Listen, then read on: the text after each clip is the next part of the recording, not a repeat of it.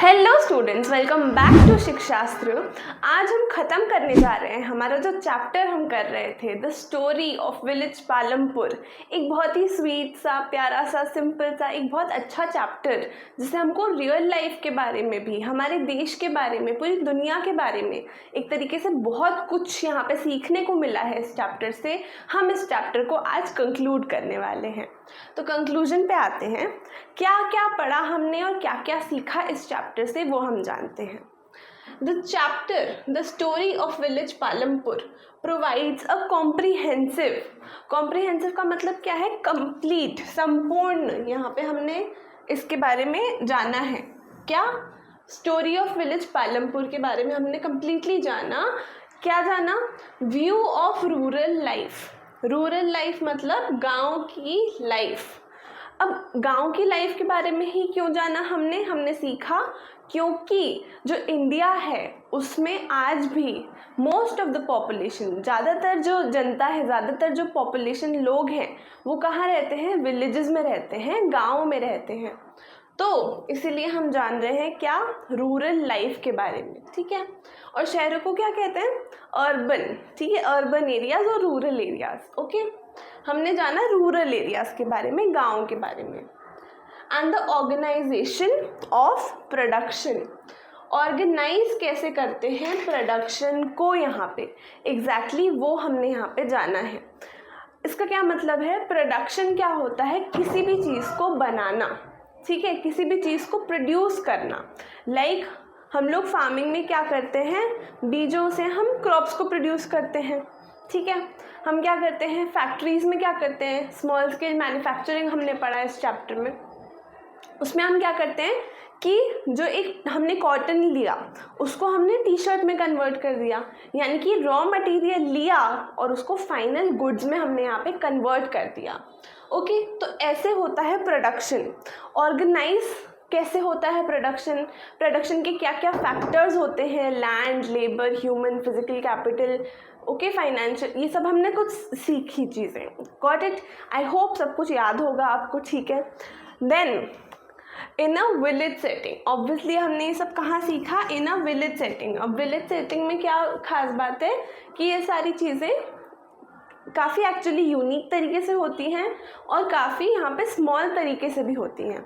Small scale जो manufacturing, जैसे कि हमने सीखा, बड़ी बड़ी फैक्ट्रीज़ नहीं होती हैं छोटे छोटे विलेजेस में, लेकिन छोटे छोटे स्केल पे यहाँ पे उनके बिजनेसेस होते हैं। काफ़ी बार उनकी वर्कशॉप्स होती हैं, काफ़ी बार उनके घर के अंदर ही वो लोग एक बिजनेस स्टार्ट कर देते हैं। It highlights the importance of combining various resources efficiently. क्या है इसमें? इम्पोर्टेंस बता रहे हैं हमको किसकी? कंबाइनिंग, क्या? मिला देने की। वेरियस रिसोर्सेज, जो रिसोर्सेज हैं हमारे, एफिशिएंटली।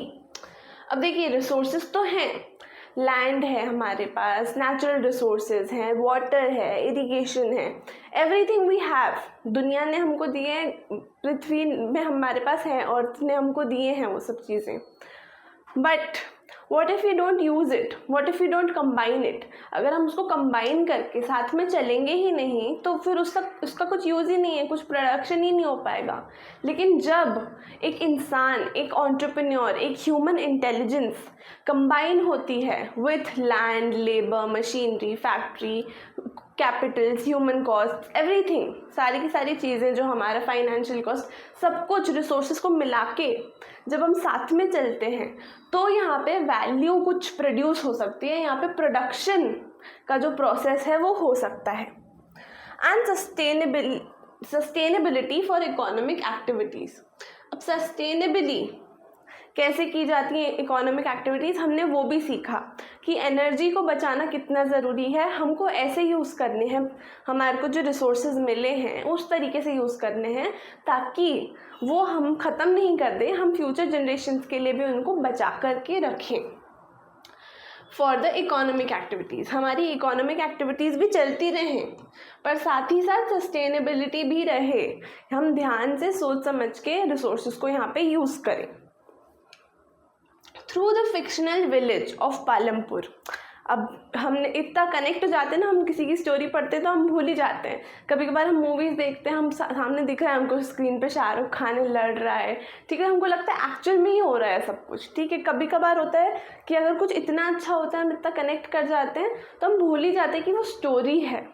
अब जैसे पालमपुर के भी लोग हैं, पालमपुर में भी जो मैन्युफैक्चरिंग हो रही है, एवरीथिंग जो पालमपुर के बारे में हमने पढ़ा, सब कुछ सच है, सब कुछ देश में होता है, सब कुछ दुनिया में होता है, पर पर्टिकुलरली ये जो विलेज है पालमपुर, ये एक फिक्शनल विलेज है। मतलब एक्चुअल में कोई यही विलेज जो है, जो रायगंज से इतने किलोमीटर दूर है और यहाँ पे एक डिस्पेंसरी है, पूरी हमने जो कहानी जानी 450 फैमिलीज़ रहती हैं, ऐसे लैंड डिवाइडेड है, एक्चुअल में एग्जैक्टली ऐसा एग्जिस्ट नहीं करता है। ये सिर्फ एक मनगढ़ंत कहानी है, एक फिक्शनल विलेज है जो हमको पढ़ाने के लिए बनाया गया है, हमको समझाने के लिए, एक देश का ओवरव्यू देने के लिए बताया गया है।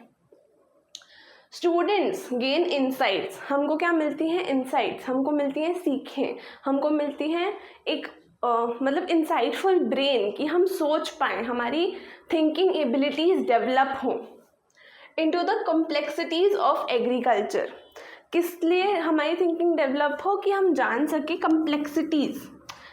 कुछ भी करते हैं हम तो वो चीज़ सिंपल नहीं होती है, हमको सिंपल बनानी होती है। काफ़ी सारी चीज़ें होती हैं, देखिए आप जॉब करोगे आगे चल के, आप बिजनेस करोगे, इवन इनफैक्ट अभी पढ़ाई भी कर रहे हो तो इट इज़ कॉम्प्लेक्स। सोचते होगे ना कि आज ये टाइम टेबल बनाऊंगा, आज मैं ये पढ़ूंगी, आज मैं मतलब ऐसे करके सिलेबस ख़त्म करूंगी, या मुझे ये सब्जेक्ट टफ लगता है तो इसको ज़्यादा टाइम दूंगी। कॉम्प्लेक्स होता है ना, कॉम्प्लेक्स होता है ना, सब सोचना पड़ता है। ऐसे ही कुछ भी यहाँ पे अगर हम वर्क कर रहे हैं तो वो भी कॉम्प्लेक्स होता है। जैसे कि एग्रीकल्चर कितना कॉम्प्लेक्स टास्क है। लैंड फर्टाइल होनी चाहिए, कौन से सीड्स डालो, HYV सीड्स डालोगे तो इरिगेशन ज़्यादा चाहिए, पेस्टिसाइड ज़्यादा चाहिए, फर्टिलाइज़र ज़्यादा चाहिए, ठीक है। और अगर बारिश ज़्यादा हो गई तो खतरा है, बारिश कम हो गई तो खतरा है। एवरीथिंग सो यहाँ पे जो हमने पढ़ा कॉम्प्लेक्स, सारा कुछ कैलकुलेटिव होके चलना पड़ता है, तो वो भी कॉम्प्लेक्स है। साथ ही साथ नॉन एग्रीकल्चरल एक्टिविटीज़ जो भी हमने पढ़ी, मैन्युफैक्चरिंग हो गई, स्मॉल लेवल पे होलसेलिंग हो गई, ट्रांसपोर्टेशन हो गया, एवरीथिंग, सब चीज़ों में अपनी कॉम्प्लेक्सिटीज़ होती हैं। सब चीज़ कॉम्प्लेक्स होती हैं, हमको सिंपल बनानी पड़ती हैं, एंड वो सब हम सीखते हैं हमारा इंसाइटफुल ब्रेन के साथ। एंड देयर इंटरडिपेंडेंस, अब इंटरडिपेंडेंस ये बहुत अच्छी चीज़ है, ठीक है, ये बहुत अच्छी चीज़ है। क्यों? क्योंकि एग्रीकल्चर अपने आप में कुछ नहीं कर सकता और बाकी नॉन एग्रीकल्चरल एक्टिविटीज़ भी अपने आप में कुछ नहीं कर सकती। अगर दोनों में से सिर्फ एक एग्जिस्ट करेगी ना और दूसरी नहीं करेगी तो फिर हम लोग का जो सर्वाइव करना है वो इतना आसान नहीं होगा जितना आसान अभी है, ठीक है। मान लीजिए एग्रीकल्चरल एक्टिविटीज़ हो रही है, नॉन एग्रीकल्चरल एक्टिविटीज़ नहीं हो रही, यानी कि गेहूँ बन रहा है पर उसका आटा नहीं बन रहा है, तो हम खा पाएंगे क्या रोटियाँ? कैसे खा पाएंगे? और मान लीजिए सिर्फ नॉन एग्रीकल्चरल एक्टिविटीज़ हो रही हैं, मतलब टीचिंग हो रही है, सर्विसेज हो रही हैं, होटल्स हो रहे हैं, बट अगर फ्रूट्स वेजिटेबल्स हमारे पास देंगे ही नहीं फार्मर्स, हमारा जो नेचुरल रिसोर्सेज उसका एक्सट्रैक्शन, कॉटन वगैरह सब प्राइमरी एक्टिविटीज़ से आता है, तो अगर यही नहीं होगा तो फिर सेकेंडरी एक्टिविटीज़ मैन्युफैक्चर क्या करेंगी? टर्शरी एक्टिविटीज़ चलेंगी कैसे? लोग कैसे मतलब फुलफिल्ड रहेंगे? आप समझ रहे हैं? तो बेसिकली सारी की सारी एक्टिविटीज़ आपस में इंटरकनेक्टेड, इंटरडिपेंडेंट होती हैं। जब सब होती हैं, सारी एक्टिविटीज़ चलती हैं, तब एक गांव जैसा कि पालमपुर या फिर एक देश जैसा कि हमारा इंडिया या फिर पूरी दुनिया अच्छे से वर्क कर पाती है, फंक्शन कर पाती है। By studying this chapter students will understand, मतलब हम लोग अंडरस्टैंड करेंगे the significance of agriculture and other rural activities. हमने पढ़ा एग्रीकल्चर का सिग्निफिकेंस, रूरल एक्टिविटीज़ जो होती हैं इतनी सारी, ठीक है, जैगरी प्रोडक्शन और भी इतनी सारी हमने पढ़ा। तो all of this have a significant role, बहुत एक बड़ा रोल होता है देश में, एंड इन द इकोनॉमी, देश में और देश की इकोनॉमी में, and the need for sustainable resource management to ensure long term prosperity। Sustainability भी हम लाएंगे, सस्टेनेबली भी रिसोर्सेज को मैनेज करेंगे ग्रोथ के साथ साथ, डेवलपमेंट के साथ साथ, एंड उससे सबसे क्या हो जाएगा, लॉन्ग टर्म हमारे पास प्रोस्पेरिटी आ जाएगी। लॉन्ग टर्म प्रोस्पेरिटी मतलब लॉन्ग टर्म के लिए, बड़ी दूर की सोच के लिए भी हम सब खुश रहेंगे, अच्छे से रहेंगे, एंड देश दुनिया अच्छे से चलती रहेगी। ओके, आई होप समझ में आ गया हो अच्छे से पूरा का पूरा चैप्टर। अब हम देख लेते हैं थोड़ा सा ग्लॉसरी, जो हमने टफ वर्ड्स इस चैप्टर में न्यू सीखे हैं उसको एक बार फटाफट से रिवाइज कर लेते हैं।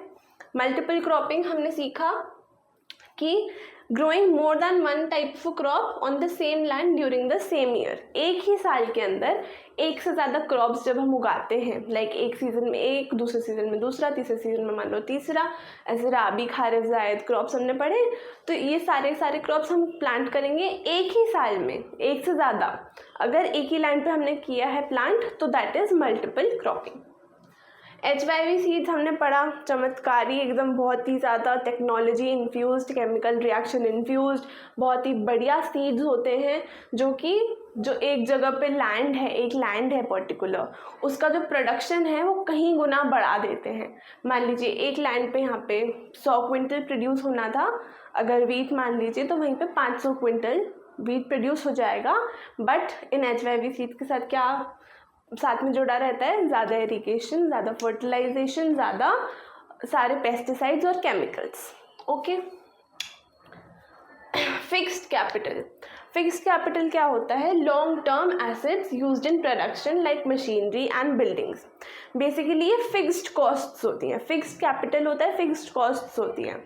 जैसे कि अगर बिल्डिंग खरीद ली या फैक्ट्री खरीद ली या फैक्ट्री 20 साल के लिए लीज पे ले ली और पेमेंट कर दिया, तो वो क्या हो गया, हमारा फिक्स्ड कॉस्ट हो गया। अब ले लिया तो ले लिया, चाहे उसमें प्रोडक्शन 1 रुपये का करो चाहे 1 लाख रुपए का करो, फ़र्क नहीं पड़ता, कॉस्ट तो उतना ही देना पड़ेगा फैक्ट्री का। ओके, वर्किंग कैपिटल क्या होता है, ये होता है शॉर्ट टर्म, ठीक है, like raw materials, short term assets used in production like raw materials and money. अब मनी ऐसी चीज़ है जो यूज़ होती रहेगी, रॉ मटेरियल्स ऐसे हैं कि आप जितना प्रोडक्शन करते जाओगे उतना और चाहिए रहेगा। जैसे टी शर्ट की फैक्ट्री है तो कॉटन रॉ मटेरियल है, अगर 10 टी शर्ट बनाई एक दिन में, कम पैसा लगा रॉ मटेरियल में। अगर 1000 टी शर्ट बनाई एक दिन में तो ज़्यादा पैसे लगेगा रॉ मटेरियल के लिए, ठीक है। तो ये फ्लक्चुएटिंग होता है, चेंज होता रहता है। Next, human capital. इसके बारे में आप चिंता मत करिए, हम नेक्स्ट पूरा का पूरा चैप्टर पढ़ने वाले हैं जो कि इसी पे बेस्ड है, पीपल एज अ रिसोर्स। उसमें हम ह्यूमन कैपिटल को ही डीपली पढ़ेंगे, बट शॉर्ट में हमने पढ़ा कि it is the skills, knowledge and experience possessed by an individual और पॉपुलेशन। एक जो पॉपुलेशन होती है, एक जो इंडिविजुअल होता है, उसने क्या सीखा, उसके क्या स्किल्स हैं, उसने किस चीज़ को प्रैक्टिस करा, उसके पास क्या ट्रेनिंग है, उसने क्या पढ़ा, उसके पास क्या एजुकेशन है, ये सब कुछ हम जब मिला देते हैं तो हमारे पास बन जाता है ह्यूमन कैपिटल। ओके, सस्टेनेबल का हमने मतलब सीखा कि using resources in a way that they are not depleted और परमानेंटली डैमेज्ड। हमने सीखा इसको डिटेल में कि अर्थ के पास कैपेसिटी होती है कि वो अपने आप को रिप्लेनिश और अपने आप को बेटर करती रहती है, ठीक है। कितना भी हम पोल्यूशन करते हैं, अर्थ कोशिश करती है कि उसको साफ़ कर दूं, कम कर दूं अपने हद तक, अपने पार्ट से। लेकिन हम इतना ज़्यादा डिप्लीट, इतना ज़्यादा ख़त्म या इतना ज़्यादा परमानेंटली डैमेज नहीं कर दें कोई भी रिसोर्स को कि वो अर्थ ठीक ही नहीं कर पाए और वो सस्टेनेबिलिटी ही नहीं रहे। इसलिए हमको रिसोर्सेज को ध्यान से यूज़ करना है, दिमाग से यूज़ करना है, ताकि हम कुछ भी ऐसा रिसोर्सेज के साथ नहीं करें कि वो ठीक ही नहीं हो पाए। हमको ऐसे रिसोर्सेज को यूज़ करना है कि हम भी यूज़ करें और फ्यूचर जनरेशन्स के लिए भी बचा रहें। ओके, लास्ट इरिगेशन हमने सीखा। इरिगेशन ये होता है, देखिए ऐसे स्प्रिंकलर से पानी जा रहा है खेतों में, बेसिकली यही होता है इरिगेशन की सप्लाइंग वाटर टू क्रॉप्स को पानी देना टू हेल्प देम ग्रो।